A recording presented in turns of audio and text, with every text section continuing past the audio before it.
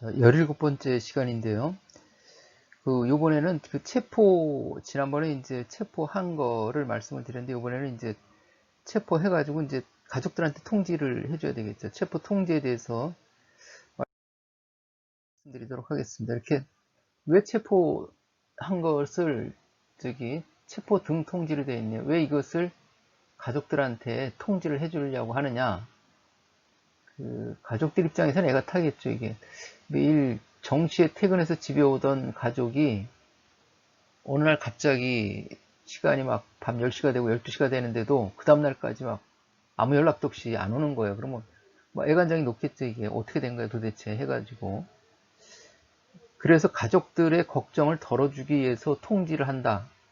뭐 이제 그런 취지도 뭐 있긴 하겠죠. 그런데 우리가 통지해주는 가장 큰 이유는, 지금 수사하시는 분들은 그 법을 계속 다루고 있으니까 법에 대해서 전문가인데, 체포된 사람은 법을 잘 몰라요. 물론 이제 법 잘 아는 사람이 체포당할 수도 있겠지만은 대부분 다 잘 모르죠.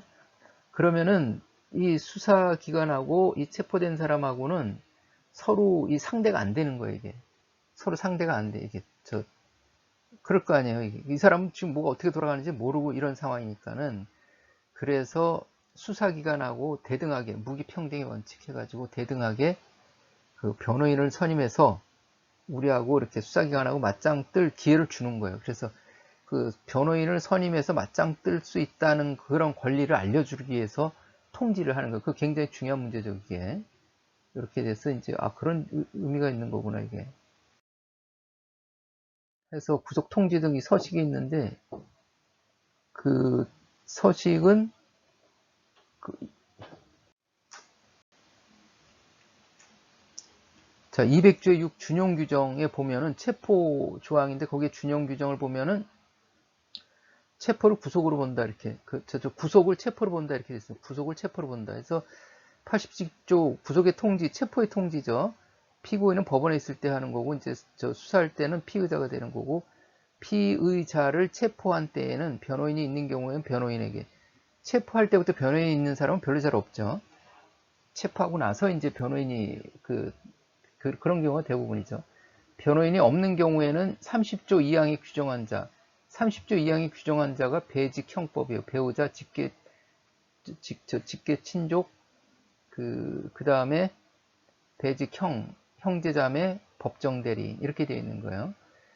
배우자, 직계 친족, 형제자매, 법정대리, 이렇게 되어 있습니다. 그래가지고 규정한 자 중에 피고인이 지정한 자에게, 피고 사건명, 피의자가 지정한 자에게 피의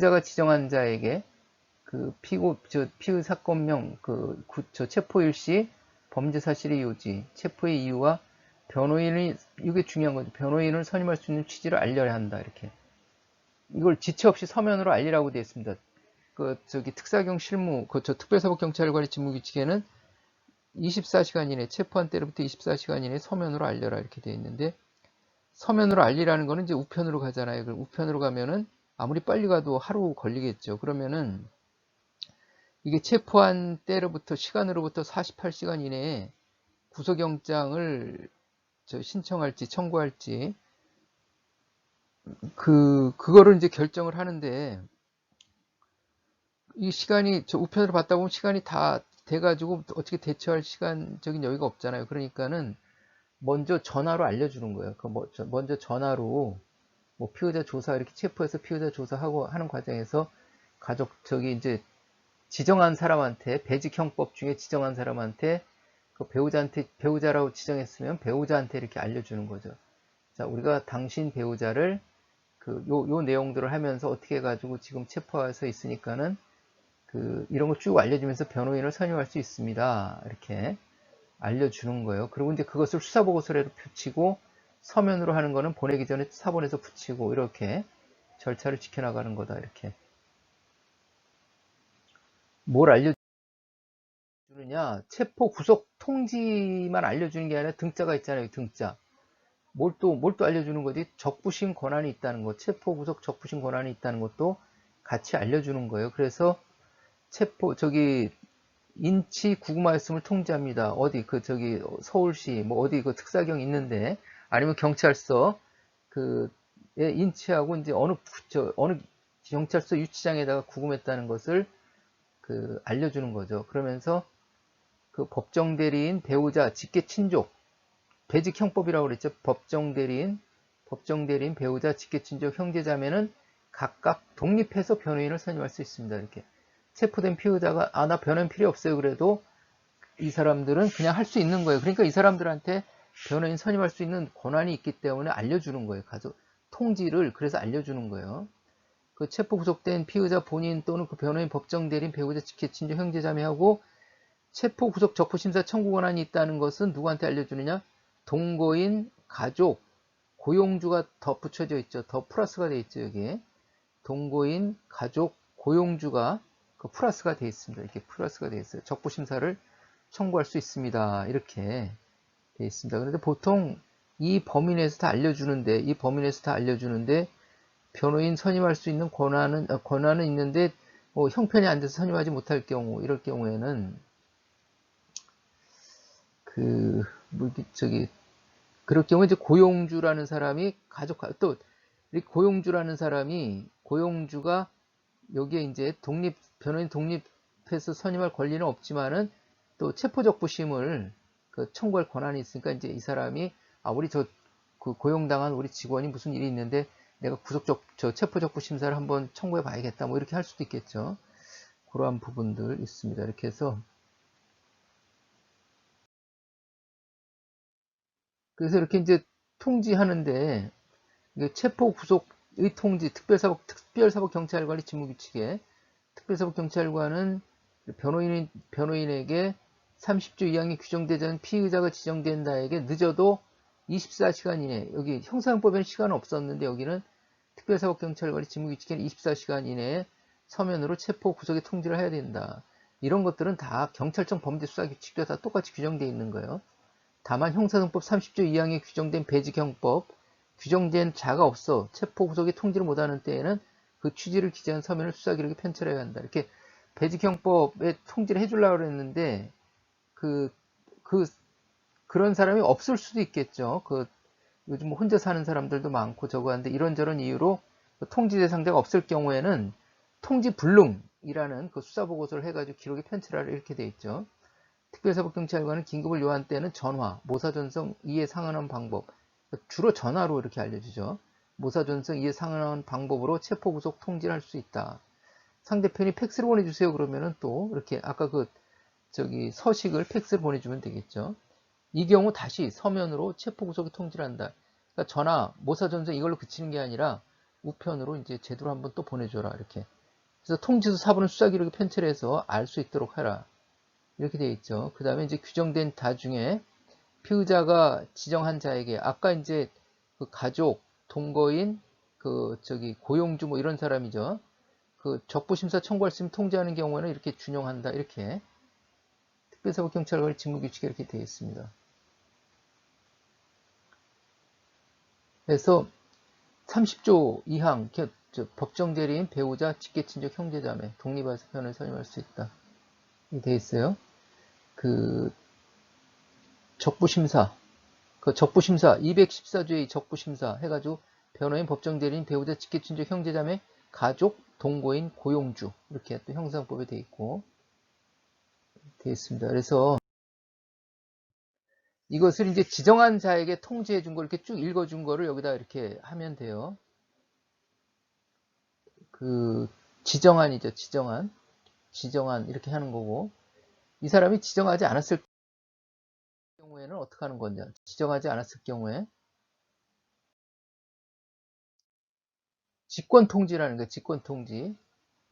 배직형법 뭐 이런 사람들이 집에 가족이 있는데 이 사람이 알리지 마세요. 나 저 집에 알려봐야 법에 대해서 잘 모르고 걱정만 하니까 내가 혼자서 해결할 테니까 알리지 마세요. 이렇게 하면 되는데 그럴 경우에는 그래 그럼 알리지 않을게 이렇게 하는 게 아니라 알릴 대상자가 있을 경우에는 피의자가 알리지 말라고 해도 알려줘야 돼요. 이게 그래서 변호인을 선임할 수 있는 권리라든지 그런 권한을 알려줘야 이게 이제 서로 이게 대응이 될 테니까. 그래서 알려주지 말라고 그래도 상대편이 있을 경우에는 통지 대상자가 있을 경우에는 직권으로 알려주라는 거예요. 이렇게 통지해 주는 것을 거절하며 통지 대상을 지정하지 않아 보고자가 직권으로 피의자의 배우자인 누구에게 이렇게 알려줬다. 이렇게 돼 있잖아요. 직권으로 알려주라는 거예요. 직권으로.